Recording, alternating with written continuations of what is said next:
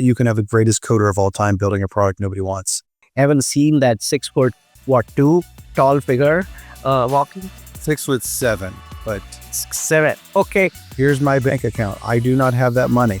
Now what? What are you so passionate about that even if it doesn't work out, you're going to give it everything you got?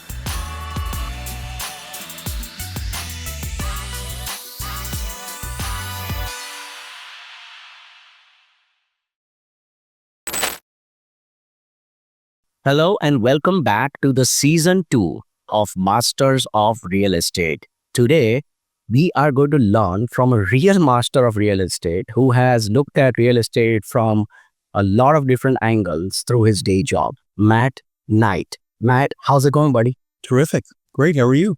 Good. Happy 2025. Same to you.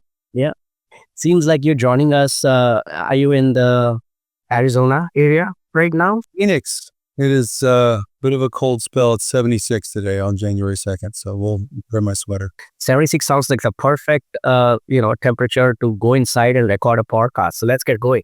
Matt, how did you introduce yourself these days? I just say I'm a PropTech investor. I invest in tech that goes into buildings, and I do it 2 different ways, and that's usually enough to get people at least in the ballpark of what I do. Invest in the technology that goes into buildings, which is PropTech or property technology. What are the 2 different ways if people ask? Well, so I have an angel group that's not really an angel group that has about 200 people, and we invest in startups. We can talk about that if you want. And then I have a nonprofit that I help run that's called FIRE, the Foundation for Innovation in Real Estate, and it is focused on building the ecosystem, and we can talk about that. So I do nonprofit work with FIRE, and I do investing with the angel group until somebody makes me grow up. That's what I do. Amazing. Yeah, we'll go more deeper into the angel group as well as FIRE. But first, listeners really want to understand how you are like, because most of them haven't met you in person like I have and haven't seen that 6'2" tall figure walking. 6'7", but 6'7". Okay. I'm sorry. I didn't mean that. MP 6'2". I would make 6'2". That would be much easier. Well, let me just say 6'2" would be a number I would be very happy with, but 6'7" sounds amazing. So what spirit animal or bird, Mac, do you think best describes you and your operating philosophy in life? It's a moose, because like you said, I'm 6'7", and people don't know it on Zoom, and I tower over them, and I'm not dangerous. I just am I'm much bigger than most people. So I'm a moose. I'm very moose-ish. Apart from being not dangerous, what other moose qualities resonate with you? I like that. What's the plural of moose? Moose. Whatever more than one moose is. They are out in nature in the forest. I'm a very nature guy. I like being out in the woods. Not really a beach person. So being up in the mountains of Canada and the Northwest would be a lot of fun. And just can be solitary, but have families, and that's a lot like me. I like that. Mountains and forests or beaches. The plural of moose is moose. I just Googled, by the way. Is it? So, right. Yeah. So Matt the Moose, if you had to think, seems like you've had quite a career so far. But if you had to recap it all and put a bow around it to a single metric, ideally a dollar metric, Matt, what would you say is the single metric that summarizes your professional journey so far? Yeah, I mean, the temptation for dollar metric is dollars invested, dollars raised. And I think that's a bit of a false asymptote for me. To me, that's not really what I track. I mean, to me, it's more about the people that I influence. And so I know we love to talk AUM in real estate and deals done, and I've got all that, but I don't really care. I mean, because to me, if you get divesting in startups, would you rather invest in one Airbnb or 25 startups that go broke, right? You could say, well, I invested in 25 deals. Look how prolific I am. But that's the wrong metric. And so to me, I follow more closely sort of people that I closely connect with and can help. So that's people in the angel group, people that have benefited from us in the foundation, and people that I've mentored or employed directly. I tend to be more people focused than dollar focused. Completely agree. It seems like number of deals or total dollars invested or total dollars raised doesn't matter to you as much. Because you're not in this for the AUM 1%, 2% management fee business. You're in this for people and how you influence them. So if you had to sum up the total number of people you're mentored or employed or heavily influenced in the way you wanted to influence them, what would you say that number is, roughly speaking? I'd say it's several hundred, somewhere between 2 and 400 people, just because the angel group's 200. So it's probably at least 200. And over 20 years with employees and interns and partners and donors, several hundred more than that. Yeah, call it 350 to 450 if I had to guess. Amazing. So over 350 people over the last 20 years, almost, 18 to 20 a year, almost 1 to 2 a month. Let's go back to the start, Matt. Let's go back to CEO. When you look back at your past, what has been the broad trajectory of your life so far? How did you go from, is it high school in Georgia, to, now, influencing and helping over 350 people achieve their potential? Well, I don't know that you should give me achieve their potential. I think helping is probably where I would stop that sentence. But to me, I was an athlete in college. And so in college, it was more like finish playing your sport and then figure out what you want to do when you're a grown up, which I'm still working on. And I get out of college in the greatest recession in 80 years, but I loved real estate. I loved the passive income of real estate and saw my friends' dads who were accountants and saw their life and said, nope. And saw my friends whose dads were consultants and said, nope. And they were lawyers. And I said, nope. And then my friends whose dads were in real estate said, they wear shorts and polo shirts and they play golf twice a week. I want to do that. So I got into real estate for the lifestyle and then did real estate for 10 years, 8 to 10 years, and got pretty fed up with their definition, or I guess our definition of innovation and technology, and said, fine, I'll do something about it. And the last 10 have been on doing something about it. Beautiful. So it seems like your career has mostly been in two different major milestones. One is getting into real estate and becoming good at real estate over the 10 years. And the second half has been helping influence technology in real estate by investing in startups or, helping entrepreneurs through your PropTech ecosystem. When you think about the first 8 to 10 years in real estate, what would you say was all the highs and lows of entering real estate from college to eventually, deciding that you're going to move on to technology? Well, the lows were the worst recession in 80 years. That wasn't great. I mean, but the high of that was getting to learn what real estate is really like, because you learn the truth of a thing when it's hard, not when it's easy, right? And so seeing how borrowers reacted to being foreclosed upon, and then they couldn't meet their loan obligations, how they behave themselves. Everybody's a wonderful person when money's falling from the sky, who acts right when problems pop up. And so I would say the highs were just the learning, because the thing I would tweak of what you said earlier was, I don't know that I ever got good at real estate. There were a lot of things I did not want to get good at in real estate, but I got to know how it works, and I got to know the people and the players and where they all fit together. And that was really the goal of the first 10 years, was just learn how this game is played and who plays it and why, and what winning looks like, and what game I want to win within real estate.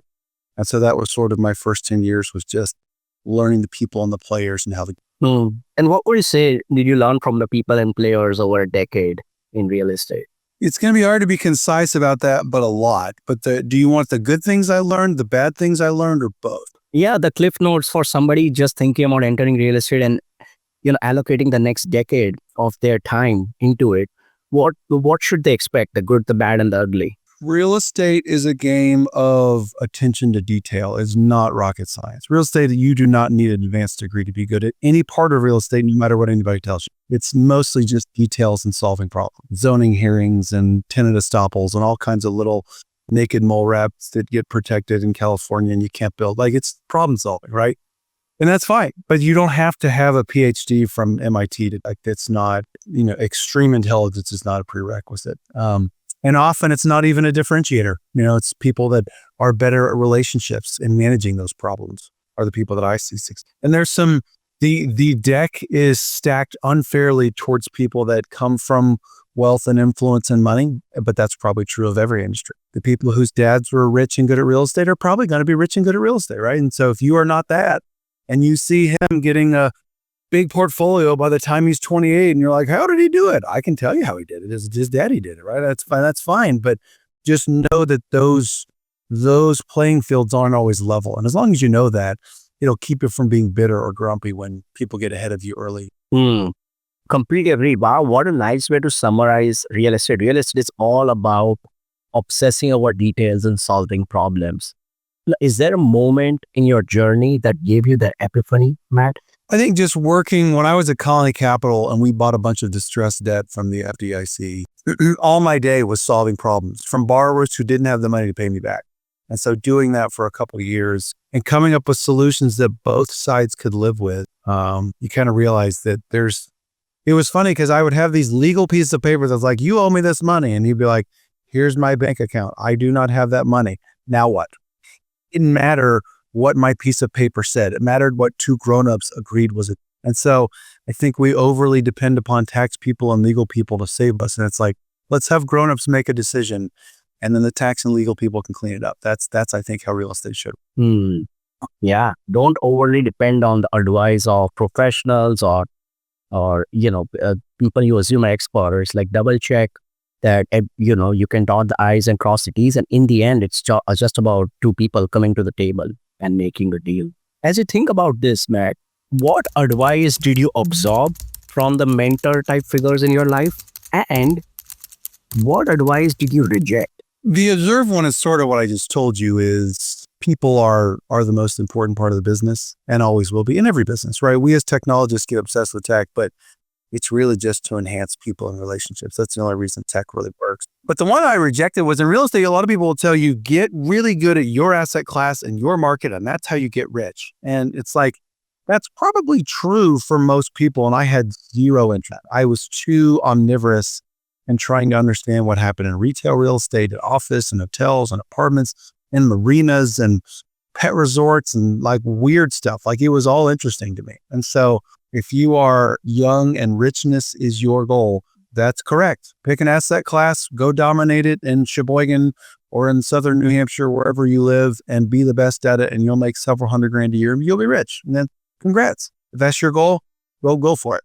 That wasn't really my goal. Seems like your goal was more to absorb as much knowledge from all the sub asset classes in real estate, not just, for a specific area or specific neighborhood, but across other sub asset classes like retail, hospitality, multifamily residential, even niche real estate like arenas.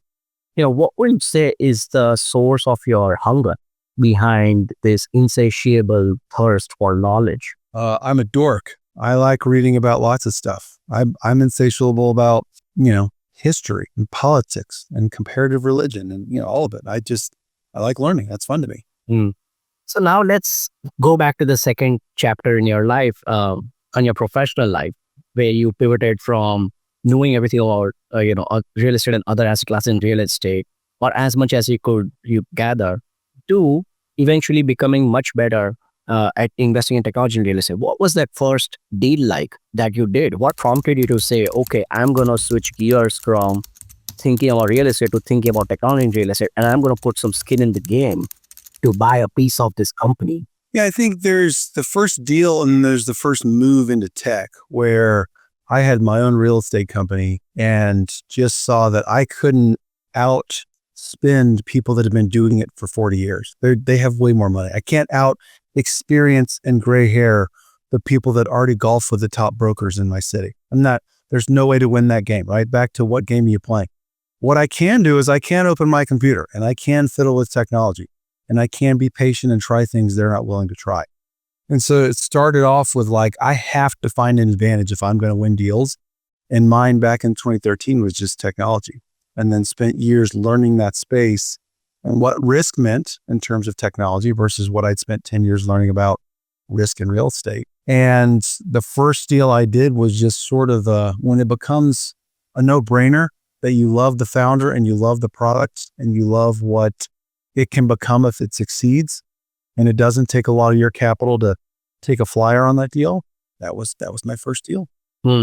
Fascinating. So it was basically the culmination of two things. One was that you realized that technology was basically your superpower or your hyper niche in real estate, when you had unfair advantage in understanding technology and understanding real estate. And also the second thing that happened was you came across this company, this founder, this product that you absolutely fell in love, and you added two and two together and you were like, okay, I'm going to buy a piece of this company. Is that the right summary, Matt? Sort of. I think the other filter I would add is, can I help? As I've never really liked, with my very limited investment dollars, investing in sexy companies where I can't help. And so I've been, back to my comment on influence and people.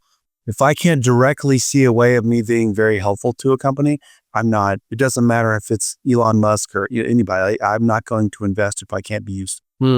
Incredible. So, because this is different than, this is your niche in investing, right? You only invest if you can also help. So, what we say is a higher priority: investing in top tier opportunities or investing in companies where you can provide a disproportionate role in helping them succeed. The second one is, there have been enough where I can help, and it's a top tier deal that I've done enough deals to satisfy that need for me. Incredible. So let's switch gears and talk, more in detail about the two areas you're focused on right now. You run an angel group, which you say it's not really an angel group, that has close to 200 people that invest in a startup. And then we'll switch topics to FIRE, your nonprofit focused on the PropTech ecosystem. So what is your angel group that's not really an angel group? Have you ever heard of YPO, the Young Presidents Organization? For listeners who haven't heard of YPO, how would you explain this to them? Because there are a lot of real estate professionals in YPOs. It seems like you're trying to create the PropTech for YPO. That's it. That's what we do. And we happen to invest in startups. So YPO is Young Presidents Organization. There's a startup version of that called EO, or Entrepreneurs. And it's basically a pay to be a member, and theirs is expensive. YPO is 80 grand a year or something like that. But pay to be in with your peers and talk about things like when to hire a CFO, how to fire your best friend, how to manage work-life balance, how to expand into another market, when to close down a division. Like all the things you really can't ask of a board member or a spouse or even a subordinate or a superior. You need peers to talk about. That's what I think YPO and EO do. And PropTech didn't have that. And so we do that. And so we call it an angel group. We do angel investing. But I would say the brain trust is vastly more valuable to me than Incredible. And what portion of your members are investors solely versus builders or founders solely? So I would reframe that question to, like, 100% of my members are builders. They're building something. They may just be building real estate companies, but they're building. But if you're asking what percentage are on the tech side versus the real estate side, it's about 50-50, which I like, the dichotomy, because we tech people tend to get all, tech is going to save everybody. And it's like, but not really. Some things need practical application that make financial sense. And the real estate guys say, I wouldn't pay for that. That's a very healthy yin and yang. So it's about 50-50. Makes a lot of sense. And as you think about, your portfolio of members, what would you say drives more outcomes in what you're building? Is it more on the financing side of things, or is it more the technology side of things? I would say neither. I would say it tends to be, when people succeed, it tends to be because they found product market fit. So I would say go to market. Technology can be changed, financial models can be changed, but if you aren't on the right problem at the right time, that's you lose no matter what. You can give it away for free. It doesn't matter. You can have the greatest coder of all time building a product nobody wants, and it's not going to matter. Go to market is everything. Finding product market fit is the most critical, especially in the 0 to 1 phase, and in some events in the 1 to 10 phase as well. Now, as you think about a clear go-to-market thesis and achieving product market fit, and you look at the portfolio of exposure you've had, what would you say are the common threads in the ones that were successful versus the ones that weren't? In the real estate or real estate tech, or both? In PropTech, let's start with PropTech and then we'll move on to real estate deals. Yeah, I think in PropTech, it's always just a thoughtful, nuanced go-to-market. As you have your ideal customer profile, you have a thoughtful pricing strategy, you've done customer discovery, you know that this is a problem, and you know people will pay for it. When people have done that, it's really attention to detail. I think that's where I've seen people succeed in my experience. Yeah, so in PropTech, it basically comes down to two things, right? One is, does the customer have a real pain point, and do they have the budget to solve and buy your solution? Okay. What about, as you think about, I guess the only way I would amend that is, there's always budget for something that is catastrophically important. So if my house is burning down and I had to pay a firefighter, I'd find a way to pay for it no matter what my savings look like, right? That makes sense, right? And so I think that's the false narrative of the last couple of years is like, well, real estate guys and the construction and development guys aren't buying things in tech. Yes, they are. They're just not buying your thing. They're buying the most important things to keep their ship afloat. So there's always it for something. That's a very good point, which is, I think this is also one of the ways in which, we train our sales team, which is the question to the customer is not really, do you have the budget to solve this problem? It's is the problem big enough for you to find the budget you need to find? So as you think about, so let's double click into PropTech a little bit more, and then we'll come down to other generic real estate deals. So as you think about the PropTech ecosystem, how do you segment it? And where do you think is the state of maturity of technology, or the state of reach of technology in different segments in the PropTech ecosystem? 3 segments: commercial real estate tech, construction tech, and residential real estate tech. And if you want to throw like infrastructure, I would put that under construction. So those are the 3. They each have wildly different issues, maturity, interest from outside founders. So I can go in any 3 you want, but those are the 3 that I break it down in. So let's double click into all 3 of them, right? Let's talk about like how the issues in them are different from each other between commercial real estate tech, construction tech, and residential tech. So let's do construction first because that's the least like the others. Construction is interesting because you're selling to GCs, architects, engineers, people that like having their F-150s and their blueprints and like walk-in sites, and that's great. Like no need to vilify that. The problem with construction tech, in my experience, is lifetime value is hard because if you get one project manager at Skanska or Bechtel or Turner or whoever, DPR, and they build an office building with your thing, that has no bearing on whether they use it for the next office building they built or the one down the street that they're also building, right? There's very little, historically, I think this is changing. A lot of the big GCs now have innovation arms, some very famously, some are terrific. Suffolk's doing a great job, but it's hard to get distribution in construction tech, right? The pro is every new deal has its own new P&L. So there is always a budget for technology on a new development. And so the budget cycle is a little easier than I think in some of the other asset classes, but the virality and the lifetime value can be very challenging. So that to me, construction tech is the least aggressive on technology, the hardest to expand into, but the best to get budget. And there have been wins like Procore there where it's hard to kind of come in and say, we do project management. It's like, well, so does Procore. Like, how are you different than Procore?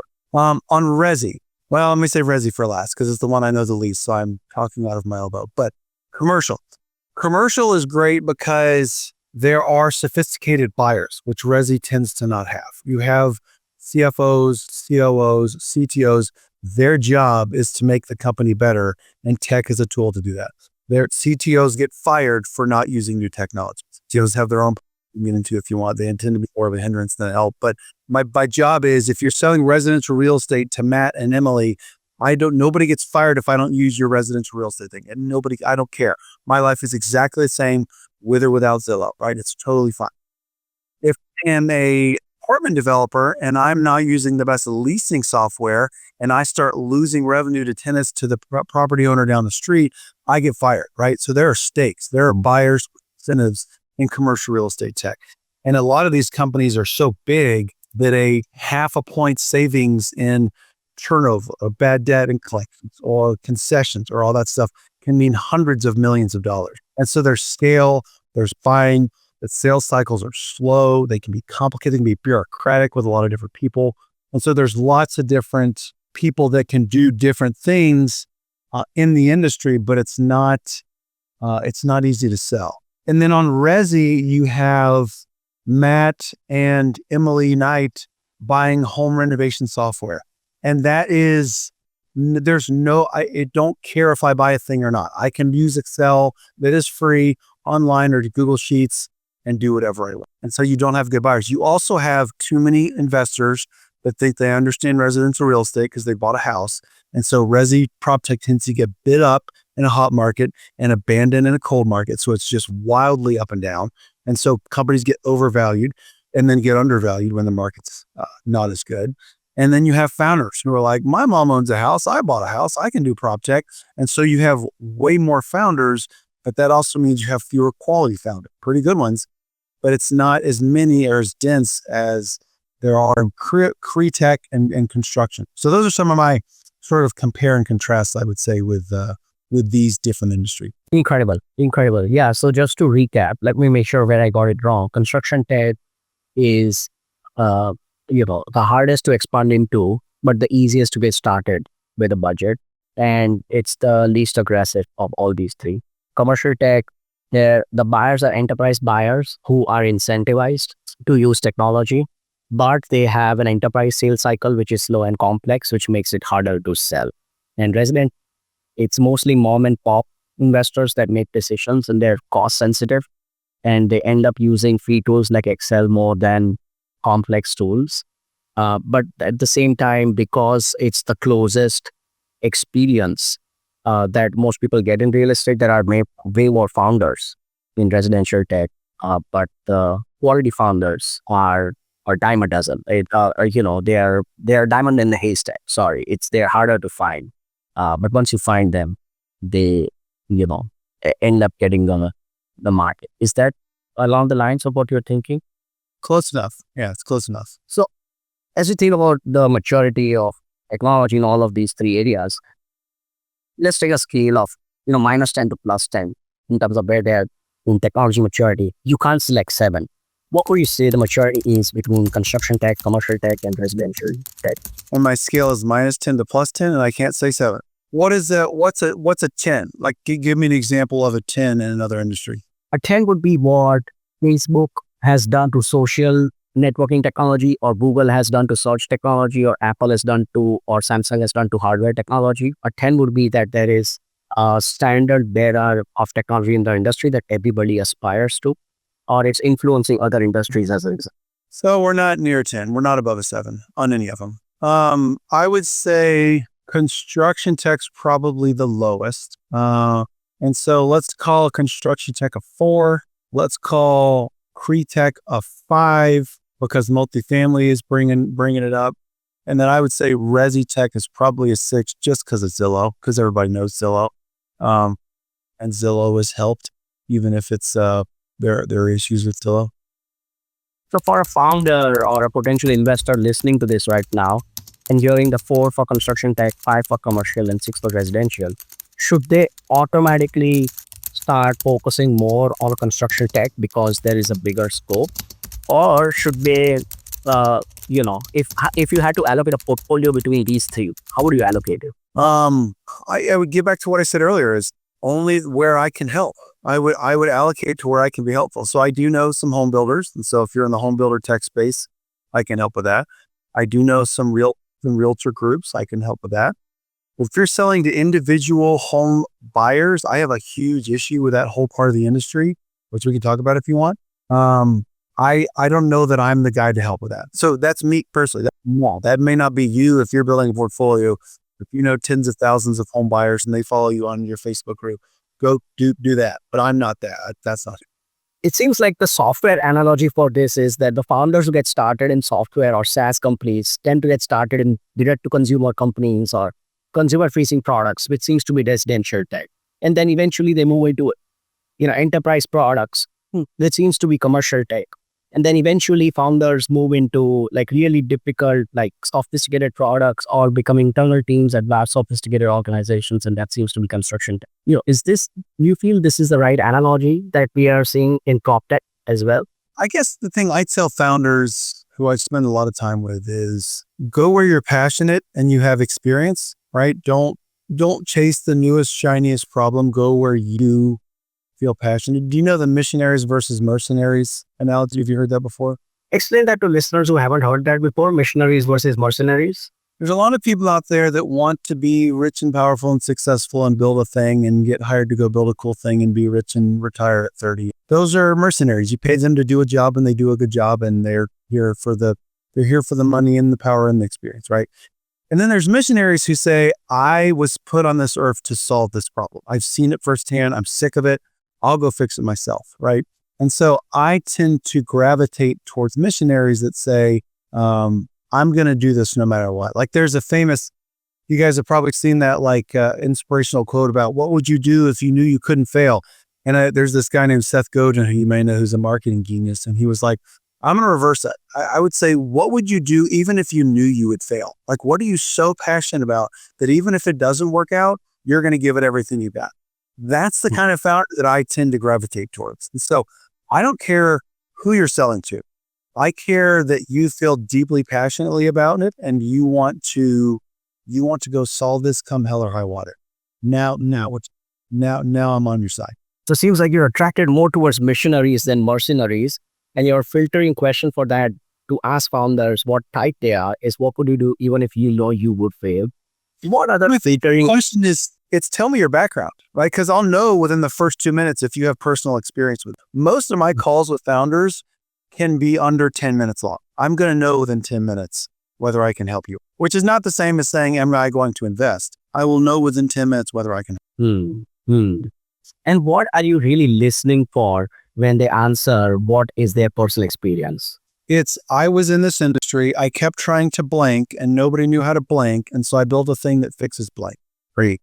Perfect. And then I ask, tell me the other people that are trying to do this and how you're different. And I'll probably know after those 2 questions if I can. So yeah, that makes a lot of sense. So essentially, you are more attracted to people who have been in the industry, faced the problem themselves, fixed it themselves, and have a very clear sense of where the market is and where others are going versus where they are going. If I know your competitor is better than you, it's a huge red flag. And having been in the industry 10 years now, I tend to know several competitors. Makes sense. One of the other mistakes we've heard other investors say is, founders do mess up market sizing a lot. So how do you feel about that? And what do you feel is the right way to approach that after listening to so many answers? In my world, it's not relevant because market sizing is so massive in real estate. You could say, I'm only going to do, so you say, forget housing, forget multifamily housing. I'm just going to do student housing. And that's a big enough asset class that if you start going and building incredible tech stack for student housing, like Entrada did, you will become a multi-billion-dollar company. So market sizing to me is not where I see people mess up. It's hard to mess up market sizing in my space. So I would disagree with that. I would say it's easier to mess up your customer profile and your beachhead market. When you say, I'm going after multifamily, well, what kind? Class A, mid-rise? Are you going after new construction or existing? Are you going after student, military, seniors, ALF, SNF? Like, what part of multifamily are you going? Do you want REITs? Do you want up and coming developers? Do you want mid-market that are hard to find with the long tail? Like, that's where people mess up, as they say, I sell to people that own houses. Pass. You're way too vague. I'm out, right? I sell to seniors who want to age in place and need some in-home care. And so we're going to partner with in-home care providers as our go-to-market. Now I'm interested. That is a good beachhead market, right? You can expand it always later down the line. But having too broad of an initial go-to-market is a huge problem. So basically, is it right to summarize that you feel that the more niche the answer on TAMs, the better it is? If it's a very broad answer, because all TAMs are ridiculously large in real estate, it doesn't align with your investment team. All TAMs in real estate start with a T, as in trillions of dollars. Like, there's no problem there. It's enormous, right? Think about raw land. You're going to do drone security for raw land. Trillions of dollars of raw land on this planet, right? Trillion. Like, TAM is never the problem. It's always, can you solve a problem for a submarket well enough to get traction to start expanding into other submarkets? That's the problem. Makes sense. As you think about the portfolio of, where you help, what are the most common examples you use of industry case studies when you coach founders or other investors? Everybody's different. So I would say I have a case study other than tell me who you're looking to meet with, and I'll start making a list of where I can make intros there. I do that all the time. Now, that's not the same as saying I control these people and they'll do what I say, because of course not, right? But can I get you some intros and send the opt-in emails? Of course I'll send opt-in emails. That's easy. And so it's usually about people and connections. Back to my KPI and what I measure, it's people, right? And that's not, we all have rings of influence and spheres of influence around us, and mine's not bigger than anybody else's. But in PropTech, it gets bigger by the day, and I've been growing it for 10 years. And so people that care about tech and real estate I tend to have a couple of degrees of separation from most of them. Yeah, like you and I having dinner, like I knew who you were and hopefully you knew who I was, even though we'd never met. I probably could have reached out and then gotten in touch with you through Drew without really needing to buy you dinner. So that's not me boasting, because you could have done the same for me, right? Like we're all so connected in the space. It's really easy to make intros to good people. That's where I spend most of my time, is who's most impactful in terms of intros for you. And I'll see if I can get you that intro. Incredible. Seems like that's the perfect segue to dive deeper into FIRE. First of all, what's the story of naming it FIRE? What's the story of how you thought about it and started it? I didn't start it. A lot smarter and better looking people than me started it. It was started by Second Century Ventures, which you may know is a very large venture fund, and our Dave and Tyler and Ashley and Bob and all the people that are terrific. But they didn't have anybody running it. And so I had left my last venture fund and was pretty tired of harassing LPs for dollars. And so I wanted a break to be a dad and do something a little lighter lift, but staying in PropTech. And so I agreed to come run it about a year and a half ago. And it's the Foundation for Innovation in Real Estate, which is FIRE, which I think is a clever name and I have nothing to do with. And it is basically meant to be the rising tide that lifts all of our boats. How do we do things that help everybody in the ecosystem? So I can get more into that in our programs if you want, but it's back to people. Like, how can I help people be better at PropTech? Seems like it's almost like the operations arm of a venture fund, right? Where you help founders navigate critical questions and challenges, get introductions to key customers or hires. You even seem to have a central job board. Is that the right way of saying it? Where you have one of the earliest and the largest job boards in PropTech. What other ways in which you think about helping founders engaged in Foundation for Innovation Real Estate? Yeah, so I would say the operations for a venture fund is a little narrow, because if a venture fund had a stake in every startup in the world, sure, yep. It's more like NVCA, the National Venture Capital Association, or the NFL Player Association. Like, we represent all the players. How do we help the players stay safe, get better, get healthy, not get taken advantage of?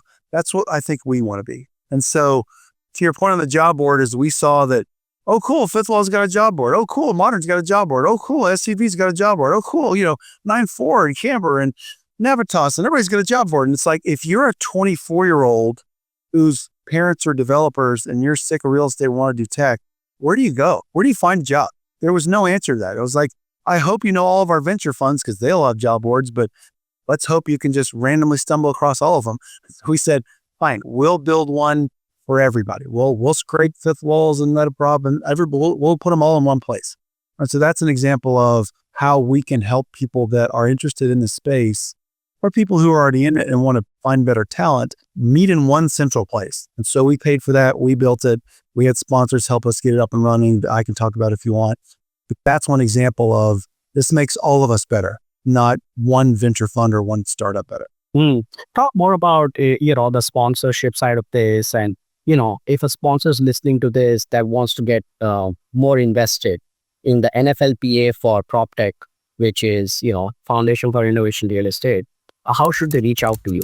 Email me or LinkedIn. I'm always on LinkedIn. My email is mknight@innovatere.org. That's like innovaterealestate.org. But I'm very accessible. And with this job board, it was like we had LMRE, who does a lot of recruiting at PropTech, and they were the clear, obvious fit, because it's like, we're going to have thousands of people on this job board. What filter should we have? Whose resume should we upload? Right? Like, they were a clear and obvious fit. But even a couple of funds like JLL Spark, where they were like, hey, we all benefit from getting more talented people in this space. How do we help you get this out and get the world out? And so that was why JLL Spark came in. And so we have people who have a philanthropic bent and want to help and grow our ecosystem. And we always have a place for those people at our table. And, in what ways should they think about their philanthropic bent in this ecosystem? Is it primarily from a talent perspective, or are there other philanthropic ways in which they can express through FIRE as well? Yeah, we have several programs. One is the job board. We do recruiting events on campus. We did a lot with Harvard and MIT this fall. We'll be expanding to other schools. And so we always need sponsors to sponsor events at Northwestern and Carnegie Mellon and Stanford and Cal and Berkeley. we always need help with talent, bringing talent, educating talent about why you should come here instead of building rockets for Elon. And then we have mental health that we do for founders because we are only as healthy as the people that innovate in our space. And if they're getting burnt out and overwhelmed and anxious and depressed, none of us are going to succeed. And so we pay for mental health hours, and we found mental health practitioners that specialize in startups and founders. We even have one couples therapist for co-founders who does some of our work for co-founders. So you can help sponsor that. We need to grow that this year and make sure we're taking care of our innovators. We have a petting zoo concept where we bring hardware and robotics to a lot of events, where I love software as much as the next investor, but we're still building physical buildings with steel and rebar and concrete and timber. And so let's get some physical innovation in our space. And so we pay for booths at a lot of events, and we have sponsors that are talking about getting their names on that and helping get our physical innovation kickstarted in our space. So we have more than one way for people to plug in if you're feeling philanthropic and want to help this industry. We do that. Incredible opportunities. I'll definitely give a shout out to this. As we zoom out and think about the future, Matt, what's the number one aspirational goal for 2025?